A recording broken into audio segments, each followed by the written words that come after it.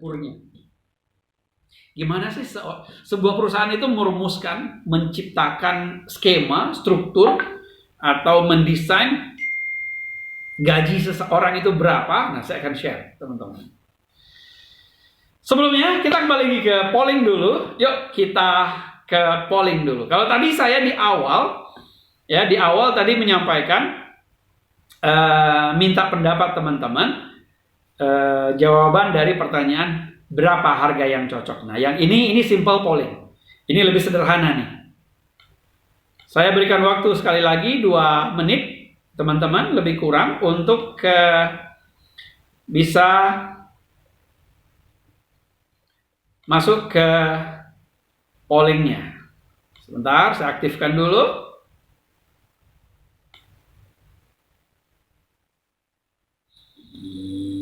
Ya, silakan. Sudah saya aktifkan. Sebentarnya adalah, menurut Anda, apakah salary negotiation itu menakutkan? Oke. Silakan dijawab pertanyaannya. Oke. 29% mengatakan biasa saja. Oke. Terus bertambah angkanya.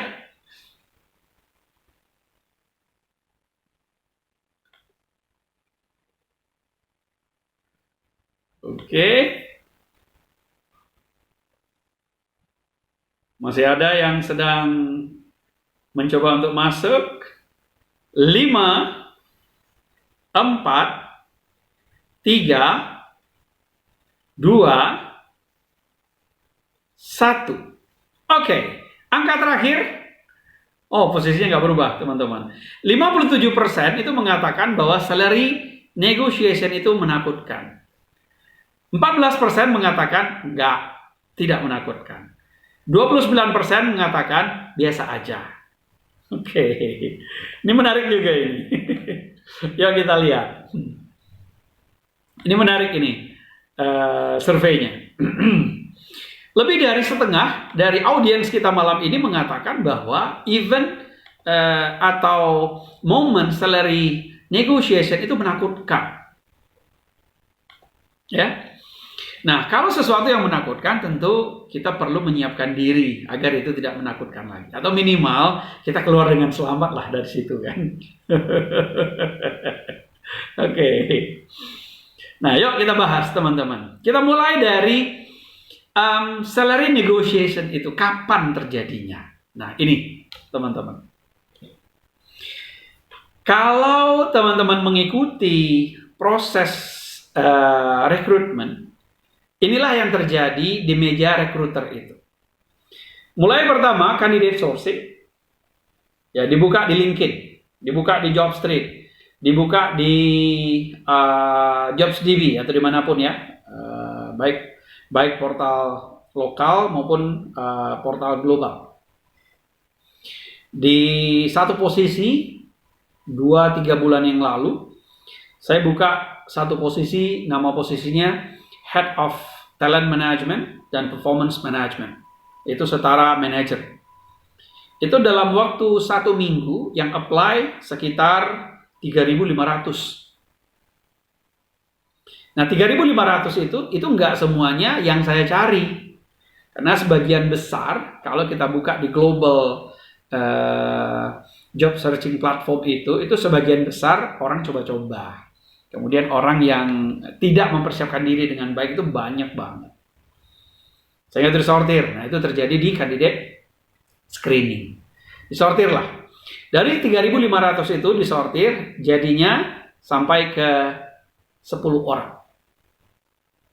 Nah, dari 10 itu kita interview. Yang diinterview itu 3 orang.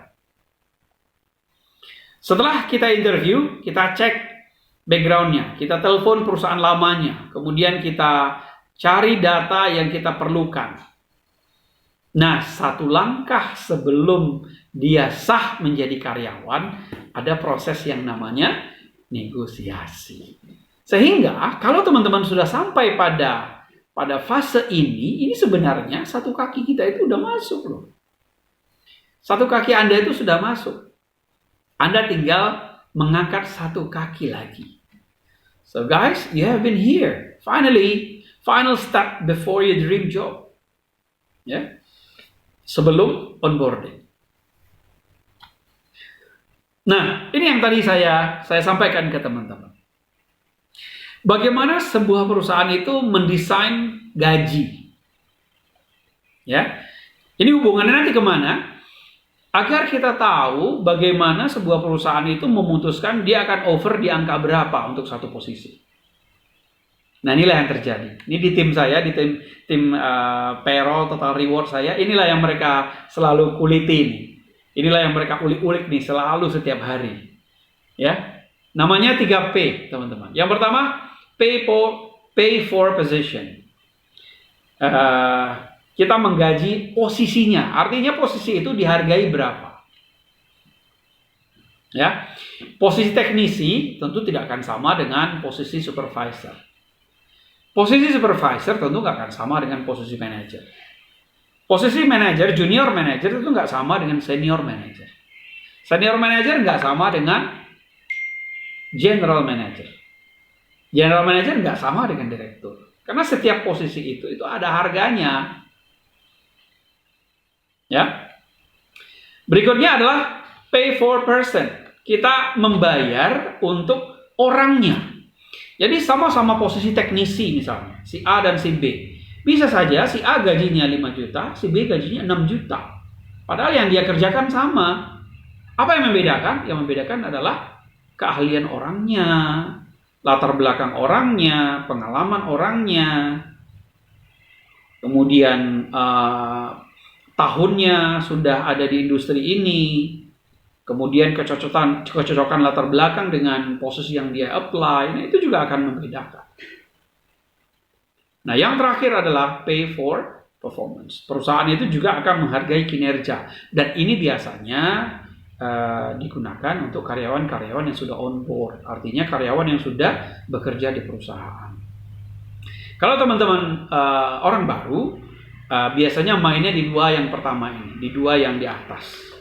Ya, mainnya di sini. Di pay for position atau pay for person. Sebagian besar itu di pay for position. Nah, ini menjadi satu hal yang urgent, satu hal yang penting untuk teman-teman ketahui. Jadi nggak mungkin masuk ke meja salary negotiation itu dengan tidak ada data. Gaji teknisi untuk daerah Karawang itu berapa? Gaji teknisi untuk daerah Tangerang itu berapa? Kalau teman-teman akan apply untuk posisi teknisi, teman-teman harus punya data itu. Ya, untuk Jakarta berapa? Untuk Sukabumi berapa? UMR-nya berapa? UMK-nya berapa? Nah, ada nggak rasio? Ada nggak nilai tertentu? Ada nggak persentase atau faktor yang akan teman-teman berikan sehingga angka UMK atau UMR itu perlu disesuaikan? Ya, sesuainya itu biasanya ke atas, bukan ke bawah. Ya, gitu. So, ini dia 3P cara sebuah perusahaan itu mendesain gaji. Nah, seringkali kita merasa bahwa kalau kita apply pekerjaan, itu kita yang butuh. Which is, itu nggak salah, bener, kita yang butuh. Namun di sisi lain, itu bukan zero sum game. Itu bukan kondisi di mana kita kalah, perusahaan menang. No. Ya, itu bukan posisi perang, yang satu menang, yang satu kalah, yang satu hidup, yang satu mati, bukan begitu. Kenapa? Karena pada saat yang sama, teman-teman mau bekerja, mencari pekerjaan, di saat yang sama, perusahaan juga pengen mencari orang terbaik untuk perusahaannya. Sehingga apa yang terjadi? Perusahaan itu juga sebenarnya mereka bersaing dengan perusahaan lain untuk mendapatkan talent, untuk mendapatkan kita. Tadi sebelum sesi ini dimulai, saya ngobrol-ngobrol sama Pak Roni. Pak Roni nanya itu tadi ke saya, Pak Abdi kenapa kok bisa sampai pindah gitu. Dan saya sampaikan, Pak, saya tidak apply, Pak. Saya bilang, ya, saya tidak apply, tapi saya di approach. Saya dilamar, saya bukan melamar, saya dilamar. Kenapa? Karena itu yang terjadi, teman-teman. Perusahaan itu they are suffering to get good talent. Ya, mereka pengen mencari orang-orang yang benar-benar sesuai dengan kebutuhan mereka, dan mereka bersaing loh dengan perusahaan lain. Sehingga apa yang terjadi di market? Yang terjadi adalah mereka berlomba-lomba untuk membangun citra, berlomba-lomba untuk kelihatan cantik gitu ya, kayak anak gadis gitu ya, bersolek agar mereka bisa memancing kumbang terbaik, mereka bisa memancing talent terbaik bergabung di perusahaan. Dan tahu nggak teman-teman, itu mereka menghabiskan uang, budget itu miliaran, gede banget. Di perusahaan saya ada satu posisi khusus yang ditugaskan untuk membangun citra perusahaan agar perusahaan ini seksi bagi pencari kerja. Nah itu makanya. Jadi kita buka iklan seminggu itu yang apply 3.500. Nah minggu lalu, 2 minggu yang lalu, tim saya itu ikut job fair. Peserta job fairnya 11.000. Kemudian ada beberapa perusahaan gitu ya. Kemudian apa yang terjadi? Akhirnya begitu kita buka, server kita itu sampai down. Saking banyaknya yang pengen masuk gitu. Nah itu hasil kerja siapa? Itu hasil kerja satu posisi yang tadi saya sebutkan. Tugasnya dia itu adalah membuat perusahaan ini menarik, seksi bagi orang pencari kerja. So kita sebenarnya berada pada kontinum, berada pada garis yang sama di dua kutub yang berbeda. Garis kita, pencari kerja itu butuh kerja, perusahaan itu butuh talent. Nah, berlomba-lombalah perusahaan itu saling membangun citra. Nah, salah satu yang dilakukan itu adalah dengan bertanding dalam tanda petik gaji, offering gaji. Sehingga kalau kita di dunia HR itu membagi menjadi 4 kuartil utama. Kita menyebutnya P25, P50, P75. Kita menyebutnya ini.